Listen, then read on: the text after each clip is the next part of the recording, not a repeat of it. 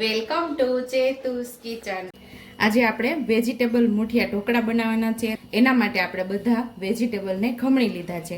એક દૂધી નાની એવી દૂધીનું આપણે આટલું પીસ લઈ અને અહીંયા ખમણી લીધું છે। એક ગાજર ખમણી લીધું છે, એટલે કે એક ગાજરના માપની જ અહીંયા દૂધી ખમણી લીધી છે। બે ડુંગળી અહીંયા ખમણી લીધી છે। અહીંયા આપણે થોડી નાની કોબી અહીંયા આપણે ખમણી લીધી છે અને એક પણ આપણે અહીંયા લીલું લસણ આપણે સુધારી લીધું છે ઝીણું ઝીણું। અહીંયા આપણે મેથી આપણે સુધારી લીધી છે, લીલા ધાણા સુધારી લીધા છે, એક ડુંગળી અહીંયા સુધારી લીધી છે, અહીંયા આપણે થોડી કોબી સુધારી લીધી છે। કોબી અને ડુંગળીનો વઘારમાં ઉપયોગ કરવાનો છે। તમને થશે કે આજે તો આ કેમ વઘારમાં, પણ આજ કંઈક યુનિક અને મસ્ત એવા ટેસ્ટી આપણે મુઠિયા ઢોકળા તૈયાર કરવાના છે। તો 3 ચમચી જેટલો અહીંયા ચણાનો લોટ લીધો છે, અડધી વાટકી જેટલો જાડો કકરો લોટ લીધો છે અને અહીંયા 3 ચમચી જેટલો બાજરાનો લોટ ઓછો લે તો પણ ચાલે, બાજરો અને ચણાનો લોટ બે ઓછો લીધો। બાકી રેગ્યુલર મસાલાની અંદરથી મસાલાનો ઉપયોગ કરી અને આપણે સરસ મુઠિયા ઢોકળા બનાવશું। ગળપણ માટે 1 ચમચી ખાંડ છે અને 3 લીલા મરચાં, 1 ઇંચ આદુનો ટુકડોની દરદરી આપણે પેસ્ટ તૈયાર કરેલી છે। તો આપણે અહીંયા લીલા ધાણા પણ ઉમેરી દઈશું।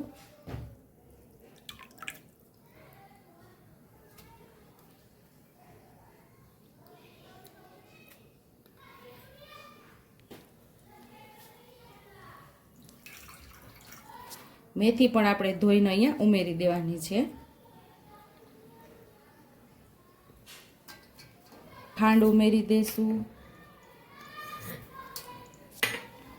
આદુ મરચાંની પેસ્ટ પણ ઉમેરી દઈશું।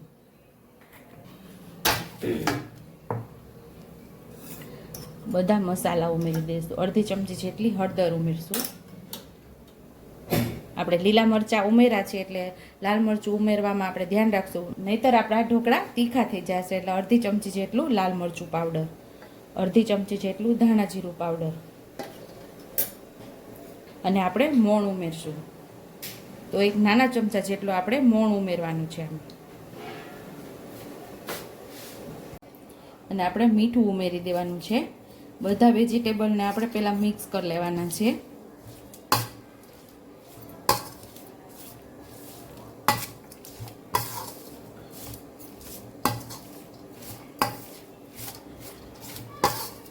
અડધી ચમચી જેટલી હળદર ઉમેરી હતી, પાછી આપણે અડધી ચમચી જેટલી હળદર ઉમેરશું અને અડધી ચમચીથી થોડી વધારે હિંગ ઉમેરશું।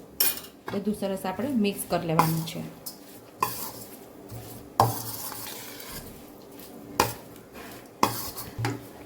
વેજીટેબલ આપણે બધા મિક્સ કરી લીધા છે। હવે બધા લોટ અંદર ઉમેરી દઈશું। અહીંયા બાજરાનો લોટ ઉમેરશું,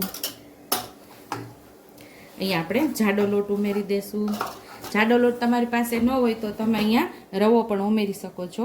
ચણાનો લોટ ઉમેરી દઈશું અને 2 થી 3 ચમચી જેટલો આપણે દહીં ઉમેરવાનું છે।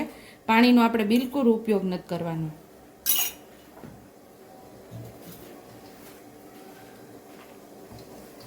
અહીંયા આપણે જરૂરિયાત મુજબ આપણે જે રોટલીનો લોટ હોય ને એને ઉમેરવાનો છે।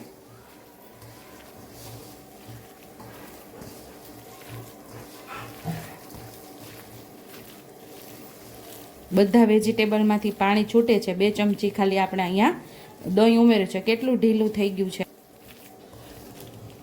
અહીંયા આપણે ભજીયાના સોડા ઉમેરવાના છે, એટલે કે સાજીના ફૂલ। તો આપણે આટલા ઉમેરી દઈશું।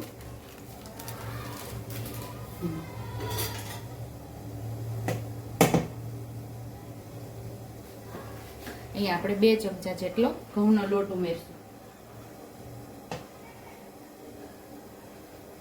અહીંયા આપણે 2 ચમચા ઉમેરેલો છે, તો કેટલું પાણી છૂટે વેજીટેબલમાંથી એના ઉપર આપણે લોટ ઉમેરવાનો। ઘટશે તો હજી ઉમેરશું।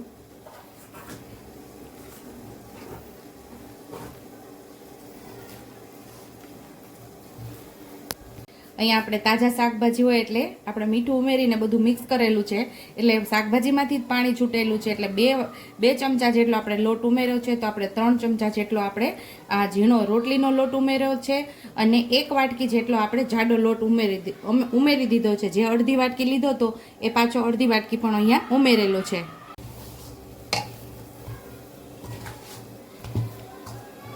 અહીંયા આપણો લોટ બંધાઈ ગયો છે। બહુ કઠણ પણ નથી બાંધવાનો અને સાવ ઢીલો પણ નથી બાંધવાનો, એટલે અહીંયા આપણો લોટ બંધાઈ ગયો છે.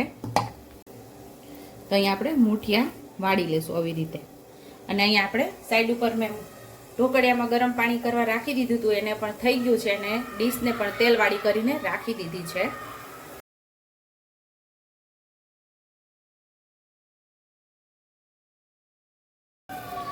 તો બધા આવી રીતે મુઠિયા વાળી અને ઢોકળિયામાં રાખતા જશું. અહીંયા બધા મુઠિયા વાળી લીધા છે અને આપણે 10 થી 12 મિનિટ સુધી આપણે આને બાફવા મૂકી દેશું. હવે આપણે જોઈ લઈશું ખોલીને.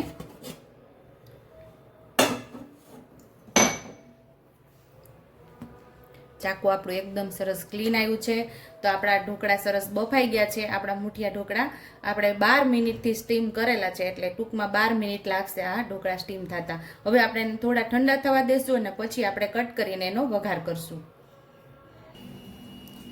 અહીંયા આપણા ઢોકળા સરસ ઠંડા થઈ ગયા હતા અને આપણે હવે એને કટ કરી લીધા છે. મુઠિયા થોડા મોટા હતા એટલે એક મુઠિયાના 4 ભાગ કરી અને આપણે નાના નાના પીસમાં આવી રીતે કટ કરી લીધા છે. હવે આપણે એનો વઘાર કરી લઈશું. 2 નાના ચમચા જેટલું આપણે આમાં તેલ ઉમેરવાનું છે.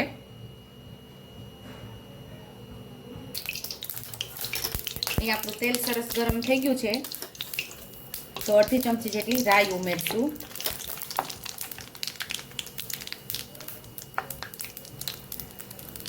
ને રાઈ સરસ ફૂટવા લાગે એટલે અડધી ચમચી જેટલું આપણે જીરું ઉમેરી દઈશું. 5 ચમચી જેટલી હિંગ ઉમેરી દઈશું. અને અહીં આપણે મીઠા લીમડાના પાન ઉમેરી દઈશું.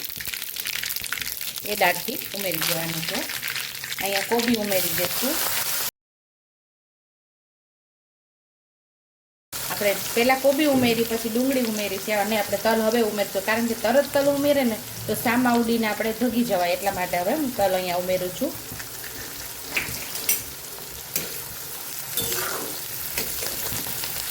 કોબી સરસ પાકી જાય, કોબી ને ડુંગળી, ત્યાં સુધી આપણે આને સાતળવાનું છે. 5 ચમચી જેટલી હળદર ઉમેરશું. કોબી ને ડુંગળીના ભાગનું આપણે મીઠું ઉમેરશું.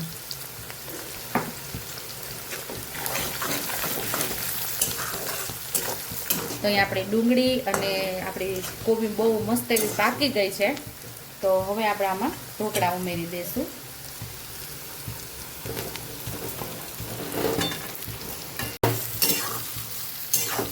સરસ આપણે બધું મિક્સ કરી લેવાનું છે.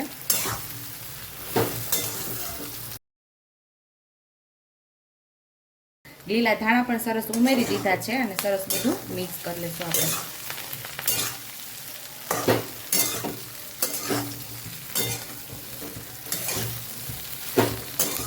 આ ઢોકળા સાંજના જમવામાં પણ ખૂબ જ મજા આવે છે અને સવારે નાસ્તો કરવામાં પણ ખૂબ જ મજા આવે છે. દહીં સાથે પણ ખાઈ શકો અને ચા સાથે પણ આ ઢોકળા તમે ખાઈ શકો છો. તમને ખૂબ જ મજા આવશે આ ઢોકળા ખાવાની. તો અહીંયા તૈયાર છે આપણા ટેસ્ટી એવા ઢોકળા. સર્વિંગ પ્લેટમાં હવે સર્વ કરી લઈશું. તો તૈયાર છે અહીંયા આપણા ટેસ્ટી એવા મુઠિયા ઢોકળા. જો તમને મારી રેસીપી પસંદ આવી હોય તો મારી રેસીપીને લાઈક કરજો, શેર કરજો, સબસ્ક્રાઇબ કરજો, બેલ આઇકોનને દબાવતા ભૂલતા નહીં અને કમેન્ટ બોક્સમાં કમેન્ટ કરજો કે મારી રેસીપી કેવી લાગી. તો આવજો.